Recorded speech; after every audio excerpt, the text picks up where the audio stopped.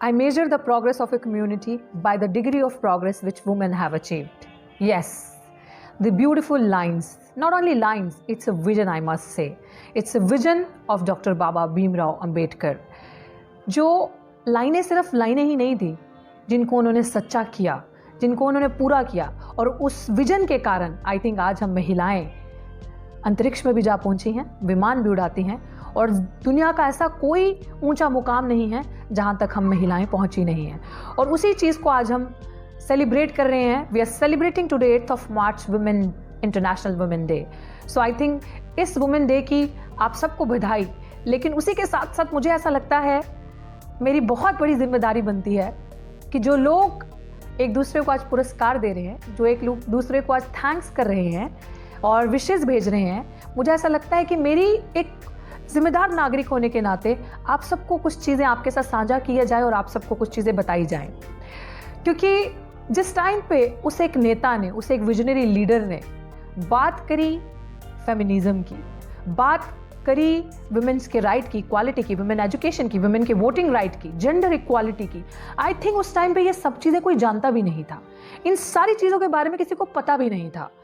वो उस टाइम पे एडवोकेसी करते रहे इन सारी चीज़ों की। He was really a visionary leader.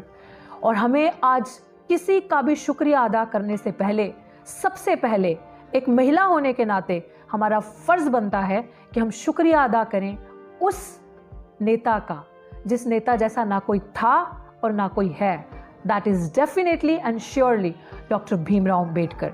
उस नेता की वजह से आज मैं अपने अधिकारों के लिए मुखर होकर लड़ती हूँ, और मैं उनके लिए भी लड़ती हूँ जिनके मुंह में आवाज़ नहीं है, जो किसी भी कारण की वजह से समाज से डरते हैं लोग, या वो महिलाएं जो बोल नहीं पाती हैं, जो शिक्षा के कारण थोड़ी पीछे रह गई हैं, या जो समाज में जो एक रेस चल रही है उस वजह से थोड़ी पीछे हैं, या डिप्राइव्ड कम्युनिटी से आती हैं, ओप्रेस सेक्शन से आती हैं, मैं उनकी आवाज़ बनती हूँ सिर्फ उस नेता के कारण जिसने वो एक विजन दिया, जिसने वो एक बात करी। तो मैं ये आज की मेरी वीडियो स्पेशली उन महिलाओं के लिए है जो कि ना ही सिर्फ दलित हैं, ना ही सिर्फ किसी भी शोषित वर्ग से ट्राइबल वुमेन है, ना ही दलित वुमेन है, ये सब वुमेन के लिए हैं जो सो कॉल्ड किसी भी अपर या लोअर किसी भी स्टेटस की हैं, ये सब के लिए हैं। क्योंकि ऐसा नेता जिसने नारीवाद को बढ़ावा दिया, जिसने एक ऐसे फेमिनिज्म की बात करी, जेंडर इक्वालिटी की बात करी, और औरत को उनका दर्जा और औरत को उनके राइट्स दिलाए। बट आयरनी ये है हमारे समाज की कि उनको सिर्फ दलित नेता या संविधान निर्माता कह के ही नवाजा गया। सिर्फ उनका जो एक उनको जो टाइटल दिया है वो एक दलित नेता की और संविधान निर्माता। ये दुखद बात है, बट कोई नहीं, चलता है। आप सोचिए कि उस टाइम पे महिलाओं से मैं कहना चाहती हूँ कि आप सोचिएगा कि वो नेता कितना विजनरी था, जिसने ब्राह्मणिकल पेट्रियार्कल स्ट्रक्चर को चैलेंज किया, जिसे आप ब्राह्मणवादी पितृसत्ता कहते हैं। अगर वो उस सोच को चैलेंज नहीं करते तो मनुस्मृति के हिसाब से पशु से भी बदतर हालत आपकी थी। नारी द्वयम दर्जे का नागरिक तो थी ही थी, लेकिन पशु से भी बदतर हालत आपकी थी। आप याद कीजिए वो वक्त जब सती प्रथा थी, औरत को जिंदा जला दिया जाता था, विधवा औरत को, अगर उसका पति मर जाता था, बाल विवाह होता था, औरत पे औरत का अधिकार ही नहीं था खुद का। मनुस्मृति के हिसाब से तो ये था, और जो उस हिसाब की पेट्रियार्कल सोसाइटी थी, जो पितृसत्ता थी, उनके हिसाब से तो नारी का जो पालन पोषण है, जो अगर नारी के ऊपर अधिकार है तो पहले उसका पिता का है, पिता पालन पोषण करेगा, उसके बाद उसका पति, उसके बाद उसके बेटे उसकी रक्षा करेंगे। तो नारी की अपनी आवाज कहाँ, अपने अधिकार कहाँ? हम लोग तो एक सिटीजन की तरह, नागरिक की तरह तो दूर की बात है, एक इंसान की तरह भी नहीं समझे जाते थे। तो हमें शुक्रिया अदा करना चाहिए सबसे पहले उस एक इंसान का जिसने हमें इन सारी चीज़ों के अधिकार दिलाए और इन सारी चीज़ों के बारे में लड़ना, डट के चलना, हिम्मत से उठना सिखाया। उस समय वो इंसान, वो विजनरी इंसान जो आज आप 26 हफ्ते की कानून के दायरे से मैटरनिटी लीव लेती हैं, उस समय जो कुछ चंद महिलाएं, पहले तो महिलाओं को 4 दीवारी से बाहर नहीं निकाला जाता था, और उस समय जो कुछ चंद महिलाएं घर से बाहर निकल के काम करने जाती थी, उन महिलाओं के लिए मैटरनिटी लीव के लिए वाउच किया, लड़े और मैटरनिटी लीव दिलवाई। जबकि उस समय भी पितृसत्ता के चहीते थे, उन्होंने बहुत विरोध किया जब बाबा साहेब इस मुद्दे को भरी सभा में उठाया और जोर शोर से उन्होंने इस चीज़ का प्रदर्शन किया, तो बहुत सारे लोगों ने, जैसे राजेंद्र प्रसाद ने इस चीज़ का विरोध किया कि नहीं, जैसे उन्होंने हिंदू कोड बिल को पास नहीं होने दिया, इस तरीके की सोच भी थी। लेकिन बाबा साहिब ने अपने मंत्री पद से भी इस्तीफा दे दिया उस चीज़ को पाने के लिए, लड़ने के लिए। उन्होंने कहा असूलों से समझौता नहीं, और महिला को आप नागरिक का दर्जा देंगे, महिला को पुरुष के समान समझेंगे, क्योंकि बड़ी खूबसूरती से आज हम बात करते हैं वुमेन राइट्स की, इक्वालिटी की, इक्वल वेजेस की, इक्वल शेयर की, एडवोकेसी करते हैं हम अपने राइट्स के लिए। But let's not forget, so this is my responsibility to remind you all, जिसने आपको ये सब दिया है उसका शुक्रिया अदा करना और उसको थैंक्स करना। क्योंकि आप सोचिए, मैं आप सबको ये सवाल आपके जहन में डालना चाहती हूँ और ये सोच आपको देना चाहती हूँ, और इस चीज़ को सुनने के बाद अपने आप से सवाल कीजिएगा, जब एक औरत आज के वक्त में मस्जिद की मौलाना नहीं बन सकती, मंदिर की मुख्य पुजारी नहीं बन सकती और चर्च की पादरी नहीं बन सकती, वही औरत मुख्यमंत्री बन सकती है, प्रधानमंत्री बन सकती है, राष्ट्रपति बन सकती है, कलेक्टर बन सकती है, सचिव बन सकती है, इंजीनियर बन सकती है, डॉक्टर बन सकती है, टीचर बन सकती है, लेखिका बन सकती है, साइंटिस्ट बन सकती है, स्पेस तक जा सकती है, विमान उड़ा सकती है। तो आप सोचिए, जो अधिकार धर्म आपको नहीं देता, वो अधिकार संविधान ने आपको दिलाए हैं। तो संविधान से बढ़कर मुझे नहीं लगता हमारी जिंदगी में कोई तोहफा होगा बड़ा, हम औरतों के लिए, हम वुमेन्स के लिए, जिसने हमें ये अधिकार दिलाए और जिनकी वजह से, जिन अधिकारों की वजह से आज हम इक्वल राइट्स की बात करते हैं और खड़े उतरते हैं और इक्वल स्टेटस के साथ एक कंधे से कंधा मिला के बल्कि आगे होकर लड़ते हैं अपने अधिकारों के लिए। आज उन्होंने बहुत खूबसूरत बात उस समय 1913 में उन्होंने न्यूयॉर्क में भाषण देते हुए एक सभा के अंदर कहा था कि माँ बाप बच्चे को जन्म देते हैं, कर्म नहीं देते। यस, क्योंकि बहुत कितना विजनरी विजन रहा होगा जब उन्होंने ये बात कही कि एक्चुअली में जब उन्होंने कहा था कि यहाँ पे बैठी सभाओं में जो भी लोग हैं, महिलाएं खास करके अपने बच्चों को शिक्षा दें, पढ़ाएं, उनको स्कूल भेजें, क्योंकि एक महिला को अगर आप पढ़ाएंगे ना, आप अपने बेटों को पढ़ाती हैं लेकिन आप अपनी बेटियों को भी पढ़ाएं, क्योंकि अगर महिला को, बेटी को आप पढ़ाएंगे तो वो आगे चल के अपना परिवार पढ़ाएगी, सशक्त हो जाएगी, वो परिवार आगे चल के अपना परिवार पढ़ाएगा, तो जनरेशन टू जनरेशनल चेंजेस आएंगे। तो उतनी ही, जितनी ही क्रांतिकारी महिला होगी, जितनी ही महिला की तरक्की होगी, डेवलपमेंट होगी, उतनी ही क्रांति समाज की होगी। तो वो उसी हिसाब से प्रोग्रेस को मेजर करेंगे। जब महिला तरक्की करेगी तो पूरा समाज तरक्की करेगा। दिस वॉज हिज विजन, और वो उस समय उन्होंने वो बातें कही थी। तो आप सोचिए, मैं आपको ये सारी चीजें डेटा के साथ बता सकती हूँ कि उस क्रांतिकारी नेता ने क्या नहीं किया समाज के लिए। उस क्रांतिकारी नेता ने उसी समय 18 जुलाई को, उसी वक्त एक ग्रुप मीटिंग हुई थी 3000 महिलाओं की, और उस ग्रुप मीटिंग के अंदर उन्होंने ये बात कही थी, बाबा साहिब ने स्पेशली चैलेंज करते हुए कि send your girls to school. आप जितना महिलाएं अपनी बेटों को स्कूल भेजती हैं, उतना अपने बेटियों को भी स्कूल भेजें, क्योंकि जब आपकी बेटियां स्कूल जाएंगी तो समाज का कल्याण करेंगी और अपना भी कल्याण करेंगी। और उसी के साथ साथ 10 नवंबर 1933 में बॉम्बे लेजिस्लेटिव असेंबली में बाबा साहिब ने जोर शोर से महिलाओं के अधिकारों के लिए बात रखी, महिलाओं से जुड़े हुए मुद्दे उठाए, उनके मुद्दे उठाए, जिस तरीके से मैटरनिटी लीव के मुद्दे उठाए, महिलाओं की सेफ्टी के मुद्दे उठाए, वुमेन्स हेल्थ रिलेटेड इश्यूज उठाए। सबसे बड़ी बात उन्होंने 1942 में मैटरनिटी बेनिफिट बिल की बात करी कि महिलाओं को जो वो बिल था वो लाया गया, पास हो गया 1942 में मैटरनिटी बेनिफिट बिल। तो आप सोचिए, उस टाइम पे उन्होंने वो तोहफे आप सारी महिलाओं को दिए। उन्होंने उसके बाद 1948 में एम्प्लॉय स्टेट इंश्योरेंस में भी इंश्योर किया, एक्ट बनाया और इंश्योर किया कि आपको उस मैटरनिटी लीव के बेनिफिट मिले, और भी सारी चीजें आप सारी महिलाओं के लिए करी बाबा साहिब ने उस वक्त।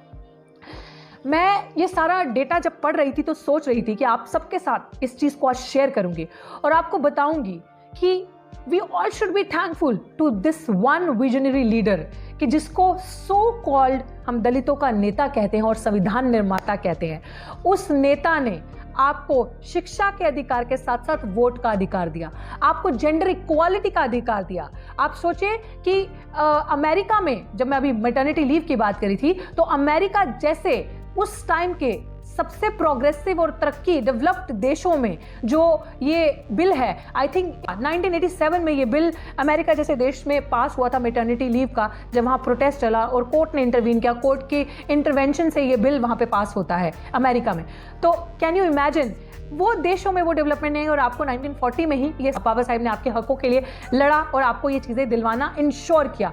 आज हम बात करते हैं जेंडर इक्वालिटी की। जैसे मैंने 3 चीज़ें मुख्य बताई कि आपको क्या याद रखने की ज़रूरत है।